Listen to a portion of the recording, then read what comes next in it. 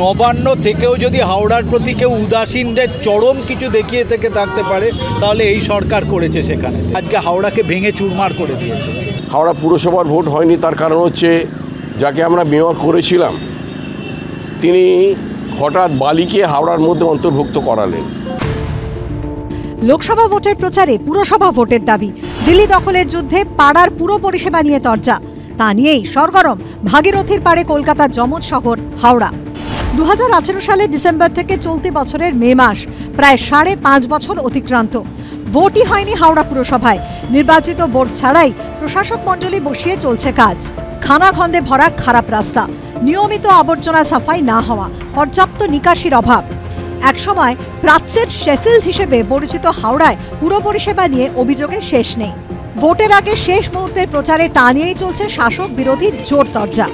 এখানেতে যার জন্য জল নেই, এখানে যার জন্য ড্রেনেজ সিস্টেম নেই, রাস্তা ভেঙে খানাখন্দ হয়ে পড়ে গেছে, আলো নেই, এবং সব থেকে হাস্যকর বিষয় এখান থেকে নাকি হেডকোয়ার্টার চলে হাওড়া থেকে।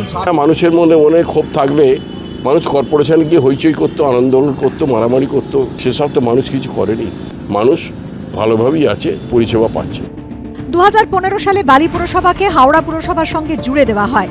এরপর 2018-র 10ই ডিসেম্বর হাওড়া পুরসভায় তৃণমূল পরিচালিত বোর্ডের মেয়াদ শেষ হয়।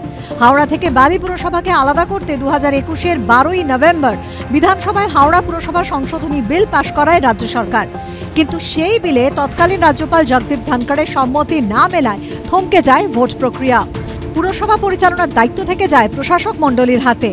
প্রায় 5.5 বছরের এই টানাপোড়েনে ভোট হয়নি একবারও। হাওড়া পুরসভার ভোট হচ্ছে না, তার কারণ হচ্ছে যে মমতা বন্দ্যোপাধ্যায় এখানে এক্সপেরিমেন্ট করছে, গণতন্ত্র ধ্বংস করার এক্সপেরিমেন্ট। RSS এর নির্দেশে উনি এটা করছেন, সেটা ভবিষ্যতে মোদি জিতলে সারা দেশে করবে, ইলেকশন ছাড়া। আমরা বলছি তো মোদি জিতলে ভারতে ইলেকশন হবে না। হাওড়ার লোকেদের নতুন করে দেখার কিছু নেই, already we are experiencing that. সোমবার 5ম দফায় হাওড়া সদর লোকসভা কেন্দ্রে ভোট গ্রহণ। সেখানে লড়াই এবার ত্রিমুখী। পুরো ভোট ও পুরো পরিষেবা ইস্যুতে প্রচার কাকে ডিভিডেন্ড দেয় সেটাই এখন দেখার। সুনীত হালদারের রিপোর্ট, ABP আনন্দ, হাওড়া।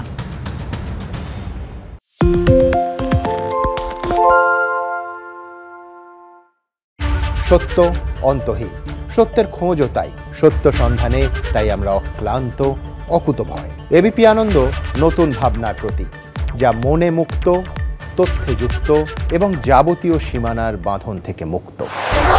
সীমা না শব্দটির মধ্যে লুকিয়ে আছে মানা শব্দটি, যেন চোখ রাঙানি এক অদৃশ্য বেড়াজাল, যা আটকে রাখে আমাদের এক ছোট্ট গণ্ডির মধ্যে। একমাত্র সঠিক খবরই গড়ে তুলবে এক মুক্ত সমাজ। সেই জগৎ গড়ার লক্ষ্যে কোনো সীমানার ঠুকুটি আমরা মানব না। ABP আনন্দ এগিয়ে থাকে, এগিয়ে রাখে।